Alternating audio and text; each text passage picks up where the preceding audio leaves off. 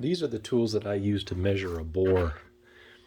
This is the telescoping gauge. I have a whole pack of them here. I think I got these off of Amazon pretty inexpensively. They're not the best quality, a little tricky to use, but with practice they work really well.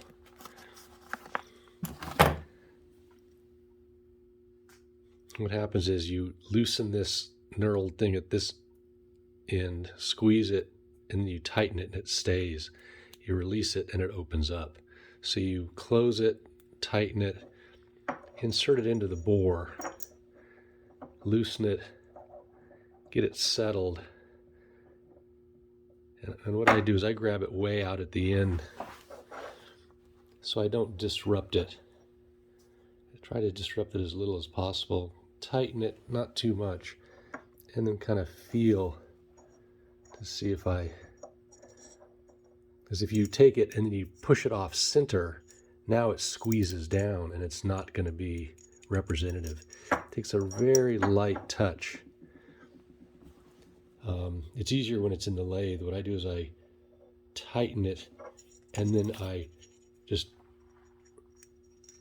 rotate this down and it falls out. So you loosen it and then just let it fall down and then slide it out. And then measuring it also is a little tricky. You really want to use a micrometer. But so what I do is I'll measure it with a micrometer and then measure it with my calipers and kind of compare and see how close my calipers are. My micrometer comes with this calibrated gauge pin. I use that to put in here. And you can see it's very close to 1 inch. So it's very good.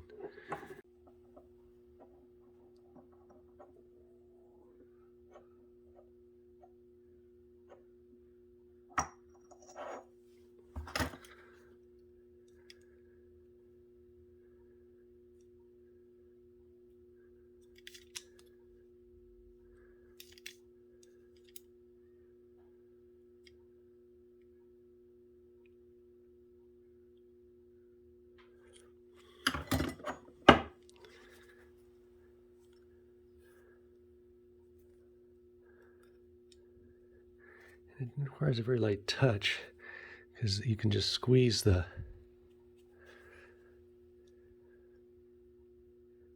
you're too tight.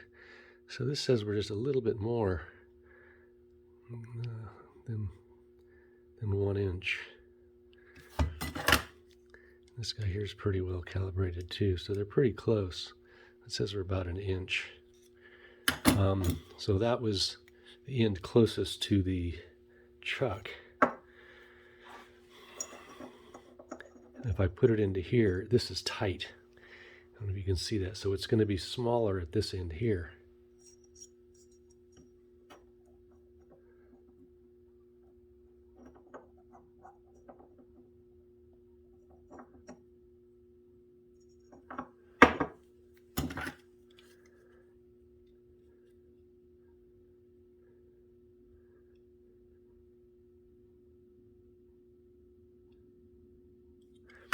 Looks like it's maybe 4 thousandths smaller.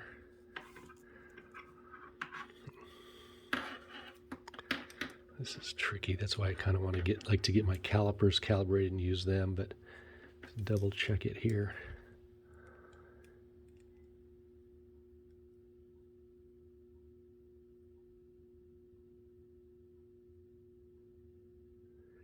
So that says it's about 5.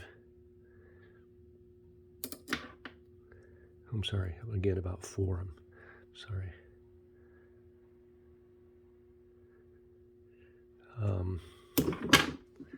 Probably about 3 thousandths tight.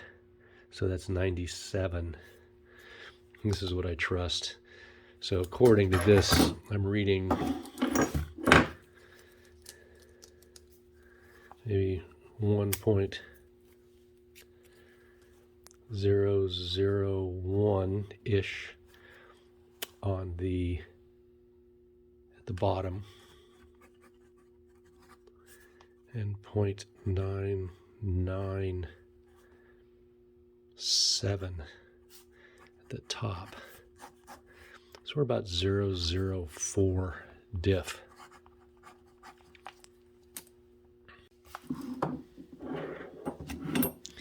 And you also asked about the hone. The hone, I find, doesn't really remove a measurable amount of material. If you keep at it, I have in the past, with cast iron, the material comes off quite a bit easier. So 1144, I was able to kind of remove all tooling marks that I could see in there. But the measurable internal diameter really didn't change.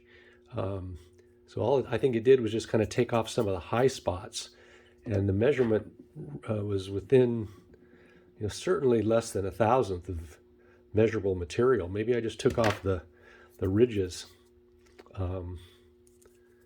So I don't think that if you turn a bore, don't try to fix it with this type of honing device. The best kind of hone is what's called a barrel hone,